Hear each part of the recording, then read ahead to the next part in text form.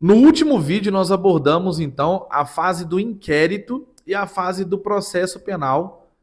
Essa base, na verdade, ela é também para outros tipos de crime, né? Mas como o canal aqui a gente tem esse conteúdo direcionado para crimes contra a dignidade sexual, eu abordei também dentro deste contexto. Expliquei ali sobre o direito ao silêncio para a vítima, né, para evitar a revitimização, entre outras questões.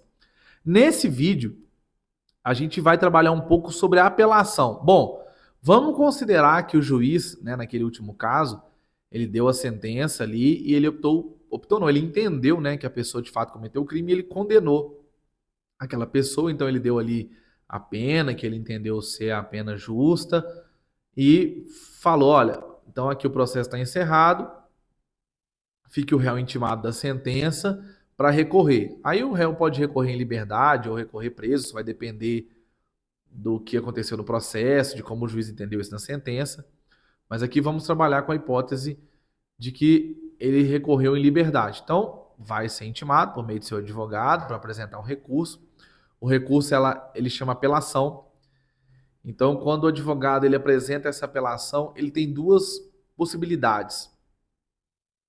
Na verdade, três, né? Ele pode apresentar a apelação já de uma vez, o termo da apelação, ou seja, ele informa ao juiz: olha, eu não concordo com a sentença, então nós estamos recorrendo. E já nessa mesma peça, ele apresenta as razões de apelação, já faz tudo de uma vez. Então, o juiz já vai ter ali o conhecimento de tudo que ele está alegando e vai, inclusive, intimar o Ministério Público para contrarrazoar essas razões de apelação que a defesa fez. Ele tem uma segunda possibilidade, que ele apresenta o termo de apelação e pede o juiz para que depois ele abra prazo para a defesa apresentar essas razões de apelação. Então, o juiz ele recebe, ele fica ciente de que o réu quer recorrer e ele dá um despacho: olha, dê-se vista a defesa no prazo de 8 dias para apresentar a apelação. E aí é onde a defesa vai juntar as razões, ou seja, isso pode ser uma estratégia processual para ganho de tempo ali, até porque às vezes isso acontece na audiência.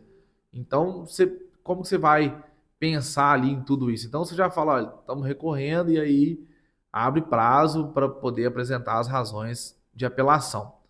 Bom, a terceira e última possibilidade, a lei também prevê que o advogado ele pode apresentar o termo de apelação ao juiz, informando ao juiz que: olha, juiz, eu vou recorrer, mas eu não quero apresentar as minhas razões de apelação para você.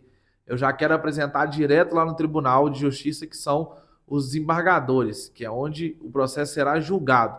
Então o juiz ele vai receber esse termo e ele vai enviar os autos ao desembargador, né, que vai passar lá por um sorteio dentro do Tribunal de Justiça, vai sair um desembargador relator, que vai ser o responsável pelo seu processo a partir de então, e aí esse desembargador vai intimar você no prazo de 8 dias para juntar as razões de apelação nesse processo. Após isso, o Ministério Público também será intimado a apresentar as contrarrazões. Daqui para frente, aplica-se a mesma lógica para as três últimas estratégias que eu te disse, sobre qual delas você vai optar por fazer dentro de um processo. Então, o Ministério Público vai apresentar essas contrarrazões, esse processo volta ao desembargador relator. O desembargador relator ele sempre é acompanhado por mais dois desembargadores, que é o vogal e o revisor. Esses desembargadores serão responsáveis por rever esse voto que o desembargador relator vai dar sobre o seu caso. Então, ele vai ser o responsável ali por pegar esse processo e, antes de dar o voto dele, ele vai enviar o seu processo à Procuradoria-Geral de Justiça, que é o órgão máximo do Ministério Público dentro do Estado.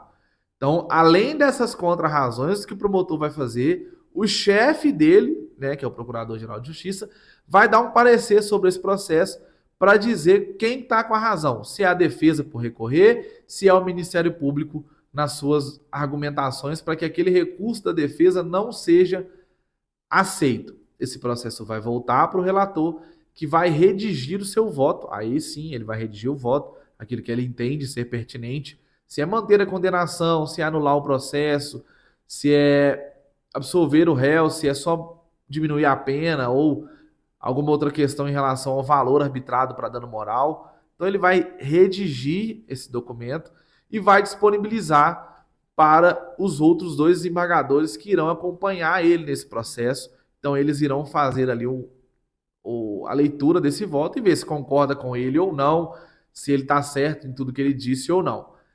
Ele vai também marcar a data do julgamento desse processo. Então, ele vai falar, olha, no dia tal, nós vamos reunir os três desembargadores em uma sessão, seja ela virtual ou presencial, para poder julgar esse caso.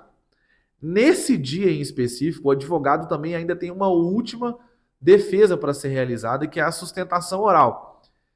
Você já deve ter visto aí no Jornal Nacional, em outras mídias que acompanham o judiciário, quando tá lá aquele tanto de juiz sentado numa mesa e tem um advogado falando todo vestido de preto. Então, isso é a sustentação oral. O advogado se coloca diante dos juízes julgadores ali do caso e num prazo de 15 minutos ele vai falar ali as razões pelas quais o recurso dele tem que ser aceito.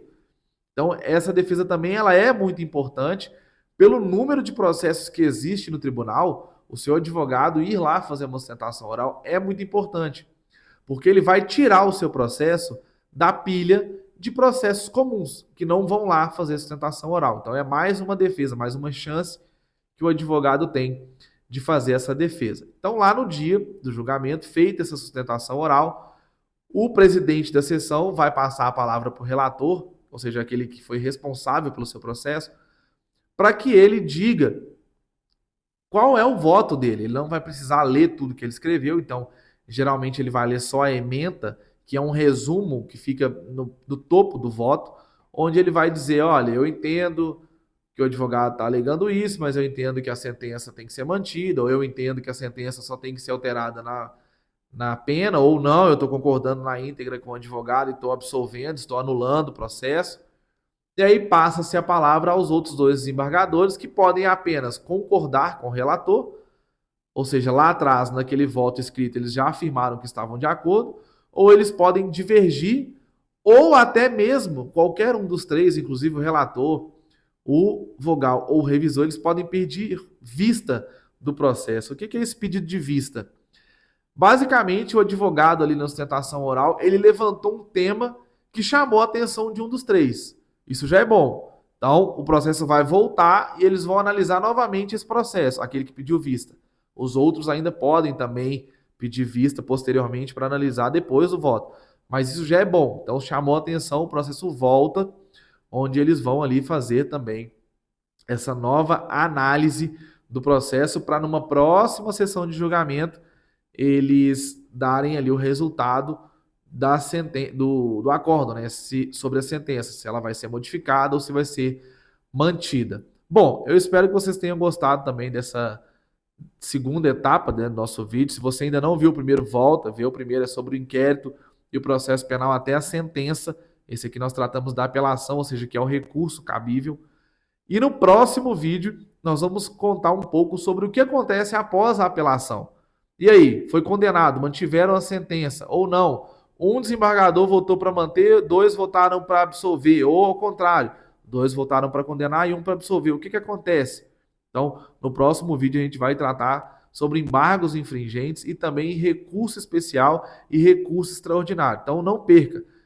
Como o pedido é o mesmo de sempre, deixe seu like, comenta, compartilha, escreve aí nos comentários se ficou faltando alguma coisa, se você gostou, se você não gostou também, pode comentar aí, vamos interagir bastante nos comentários.